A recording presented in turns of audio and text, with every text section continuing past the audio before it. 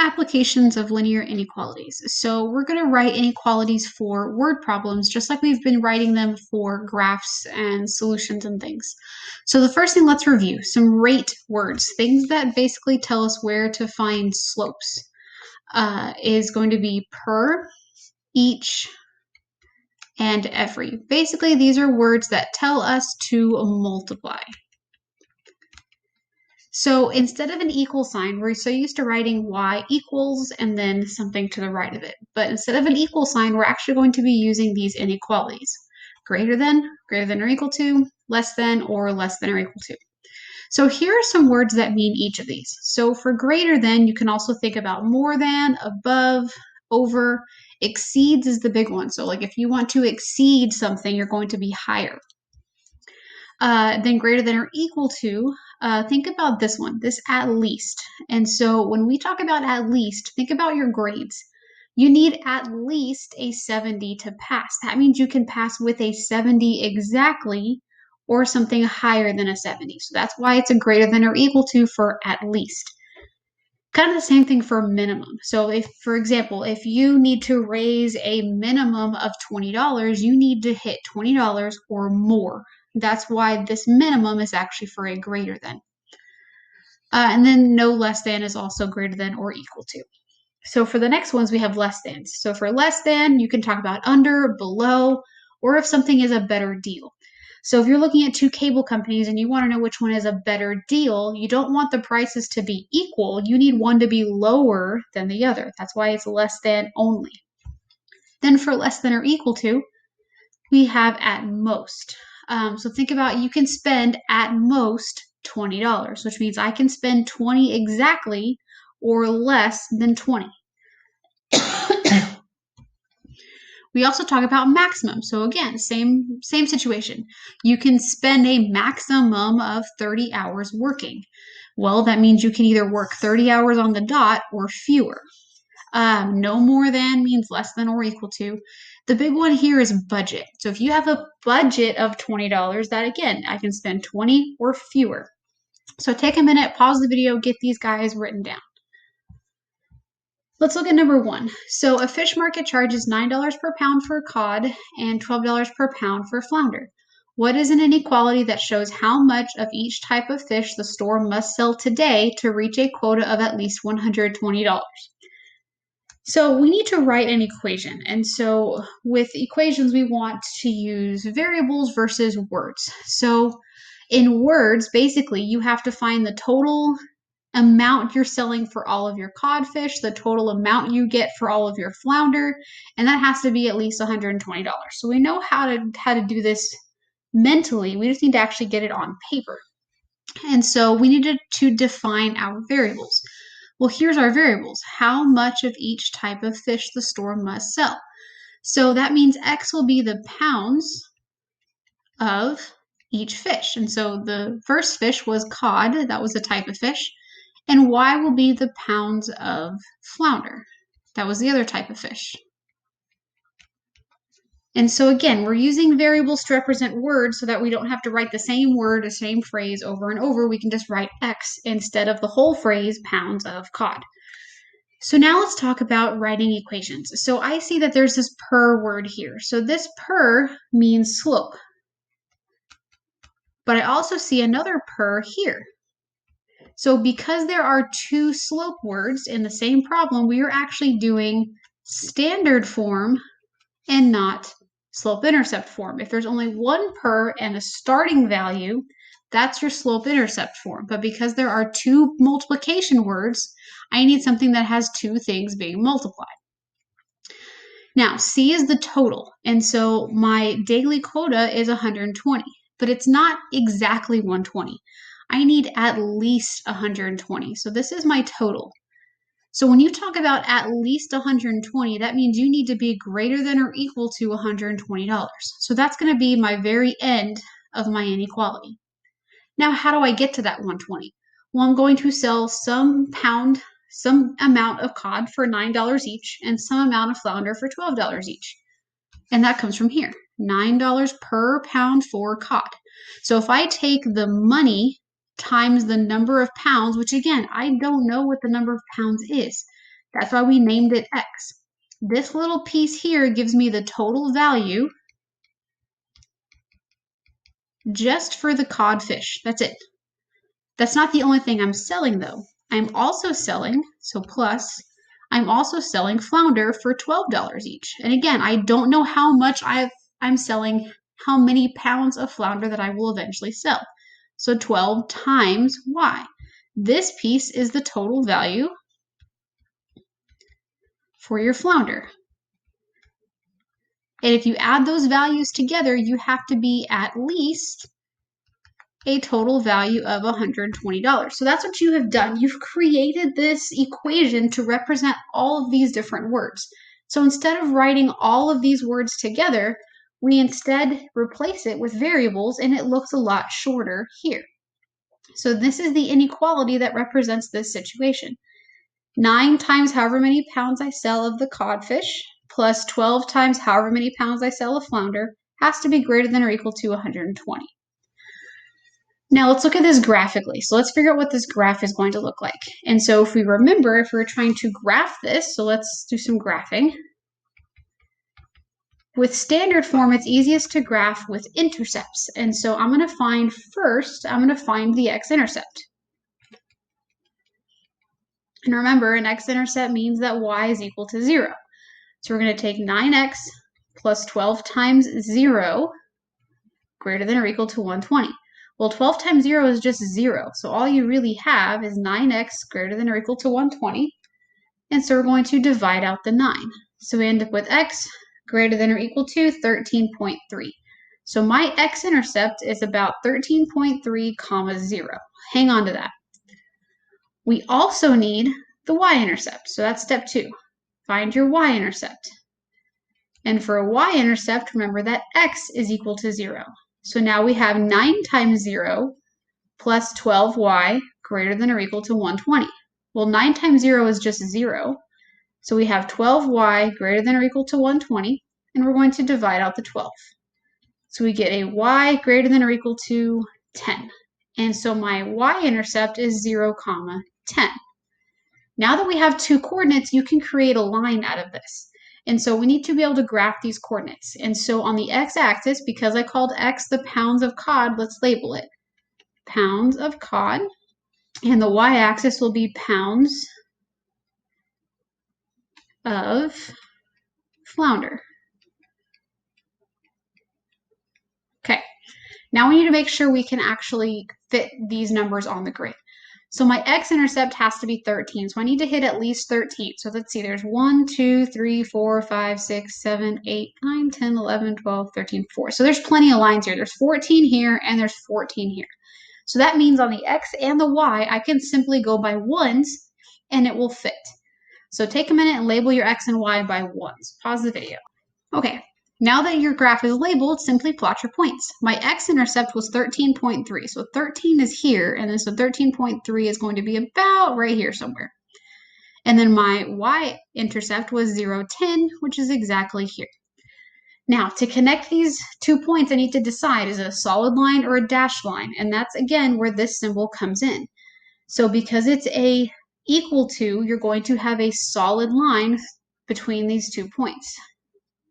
And then now where do we shade? Well, because this is greater than or equal to, we're going to shade above my line. So really what you've done is you found all the solutions is everywhere inside of here. So any one of these coordinate points is a combination of the pounds of flounder and the pounds of cod you need to sell in order to make your quota of $120. So for example, if I choose this point here, that is in the shape. So that means I can sell 4 pounds of cod and 8 pounds of flounder, and I'm going to hit at least $120. If I choose this point way over here at 14 pounds of cod and 14 pounds of flounder, you will hit at least 120. If you're down here in the unshaded area, so for example, this coordinate here at 4 pounds of cod and 5 pounds of flounder, you will not make your quota of 120. That's why it's not shaded. And so this graphically represents all of the solutions to this little situation here. So there's not one answer, there's actually an infinite number of possibilities for the pounds of cod and the pounds of flounder that will get you to $120 quota. Let's look at number 2. Mary knits scarves and sweaters to sell. Scarves take 2 hours to knit and sweaters take 10 hours. Mary would like to spend less than 40 hours per week knitting. Write an inequality that could be used to determine the possible numbers of sweaters X and number of scarves Y that Mary can knit in 1 week. So with defining your variables, they already gave it to you. It says the number of sweaters X, so that's this one, number of sweaters. And for Y is the number of scarves. So sometimes they'll tell you what exactly your variables are, so you don't have to actually figure it out. So now let's talk about this verbally. So verbally, how am I going to figure this out? So I need the total hours for sweaters plus the total hours for scarves. And that has to be, I would like to spend less than 40 hours per week. So that has to be less than 40 hours. So there's the equation verbally. Now we just need to make this into actual math. So pause the video and see if you can try to translate this verbal inequality into a mathematical expression. And here's what you should have come up with. 10x plus 2y less than 40.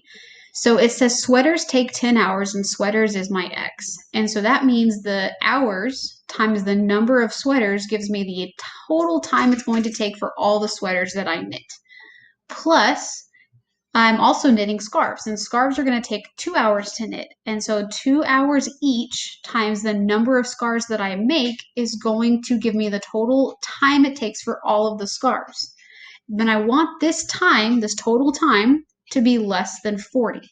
So this is the mathematical representation of this verbal inequality. Now we need to graphically represent all the possible solutions. So how many scarves and sweaters can Mary knit? I need to know. So let's talk about the graph. So X will be the number of sweaters, and Y is the number of scarves. Okay, and so to do this again, we need to find the intercepts. So graph.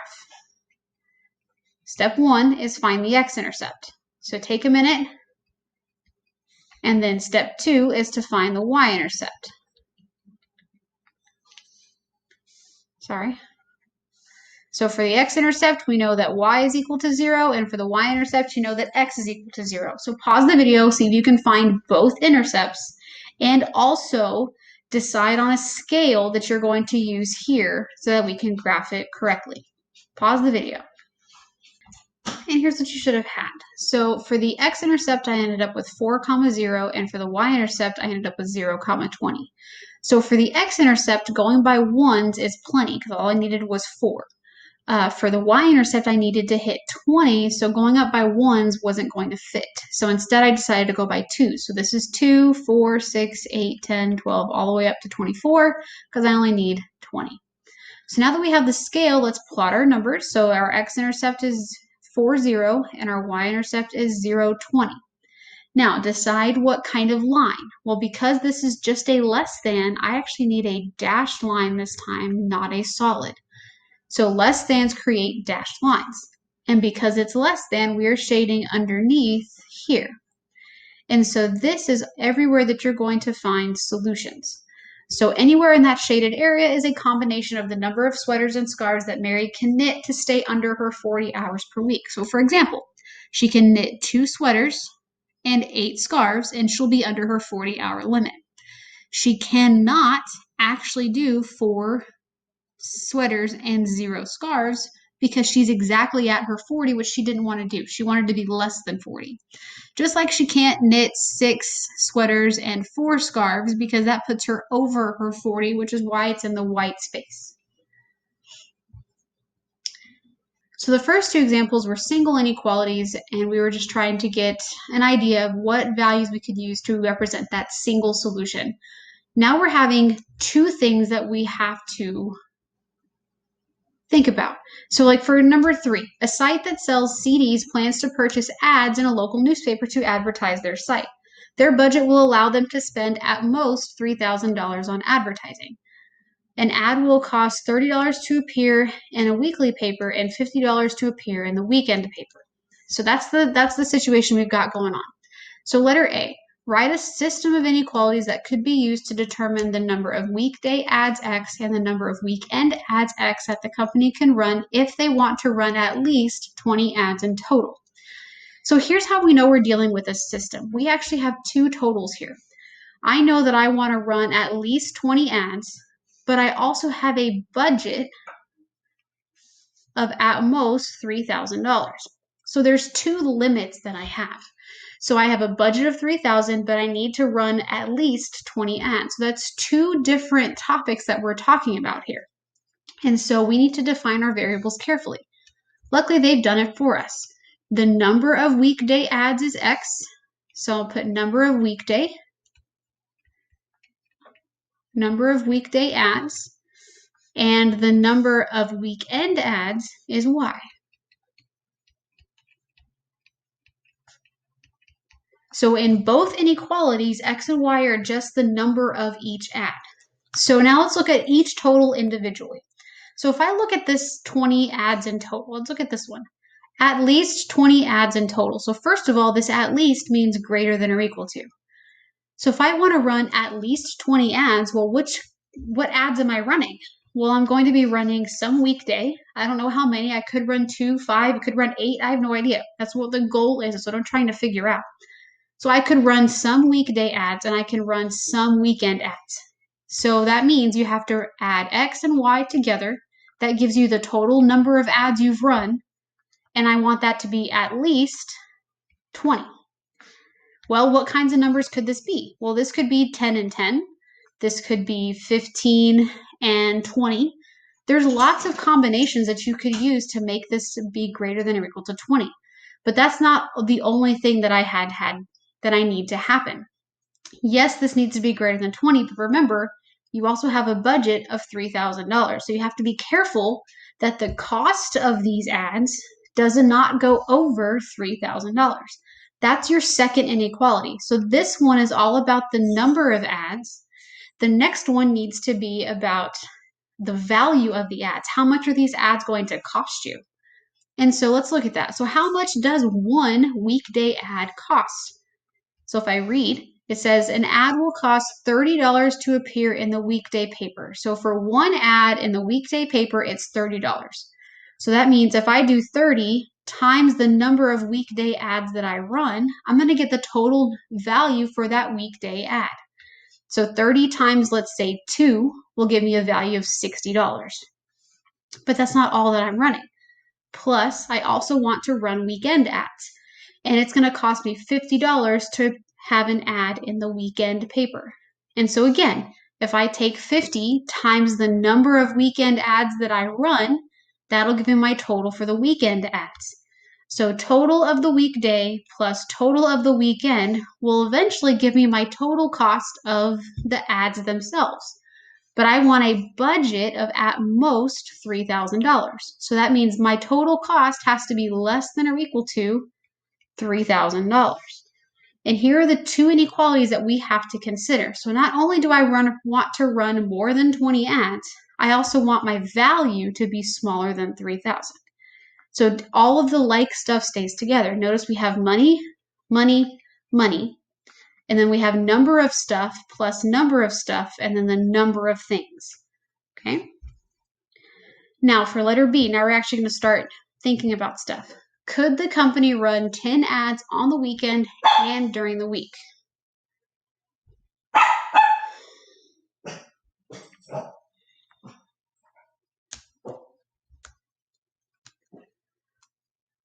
Ranger, come here. Come.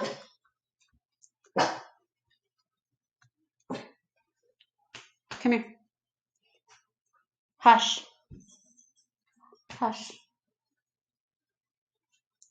So now for letter B, could the company run 10 ads on the weekend and during the week? And then we're going to explain why or why not. So 10 ads on both. That means X is a 10 and that means Y is 10. And is this possible? So what this is asking you is this coordinate right here a solution? Well, let's plug it in and figure it out. So I'm going to plug it into the first inequality. X plus y greater than or equal to 20. Well, let's see. If I do 10 plus 10, I end up with 20, and that is in fact greater than or equal to 20. So yes. So that means that they have run their goal of at least 20 ads. But the question remains, is that under their budget? So 30x plus 50y less than or equal to 3,000. So 30 times 10 plus 50 times 10 less than or equal to 3,000. Well, this will be 300 plus 500 less than or equal to 3,000. 300 plus 500 makes 800, and 800 is in fact less than or equal to 3,000.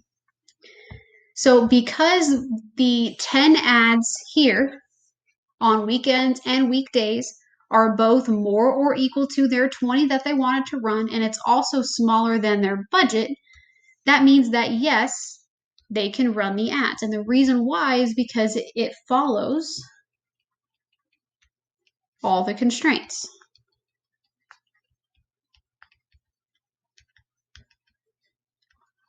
That's a good reason. You could also said because it's true for both inequalities, because it runs at least 20 ads, but it's fewer than $3,000. There are lots of explanations you can use for this. So yes, it's true because it runs more than 20 or at least 20 ads and it's smaller than $3,000. Number 4, kind of sort of similar. You're selling pizzas to raise money for a school field trip. Cheese pizzas sell for $8 each and pepperoni pizzas sell for $9 each. You need to sell at least 2 cheese pizzas and at least 4 pepperoni pizzas. To go on this trip, you need to raise a minimum of $180. So for part A, write a system of inequalities that could be used to determine the possible number of cheese pizzas X and the number of pepperoni pizzas Y that you have to sell. So let's define our variables, and it gives it to us. We just need to write it out. So the number of cheese pizzas is X. So X equals number of cheese pizza. I'm just going to put number of cheese. Y is, right here, the number of pepperoni pizzas. So Y is number of pepperoni. Okay. Now, we need to figure out the inequalities, and I'll give you a hint. There are actually 3 different inequalities here. So I want you to pause the video and see if you can write all 3 of the inequalities. There's only 2 lines, but write all 3 inequalities. Go ahead and pause the video and give it a try. And here's what you should have had for your 3 inequalities. So the first one is the one that stands out. That's the one that actually deals with your total of 180. So having a minimum of $180 means I need to raise greater than or equal to 180 to go on this trip. So cheese pizzas are each $8, and so I'm going to take 8 and multiply it by X, plus the pepperoni pizzas are each $9. So take the 9 and multiply it by the Y. And then it has to be greater than or equal to 180. The other 2 are the harder ones to find. I need to sell at least 2 cheese pizzas and at least 4 pepperoni pizzas. So the reason why this is not one gigantic inequality is because I didn't say there was a total of 6 pizzas. These are individual. So my cheese needs to be at least 2, and the pepperoni needs to be at least 4. So those are 2 individual inequalities because there's 2 separate totals going on. So X greater than or equal to 2 for the cheese pizzas and Y greater than or equal to 4 for the pepperoni pizzas.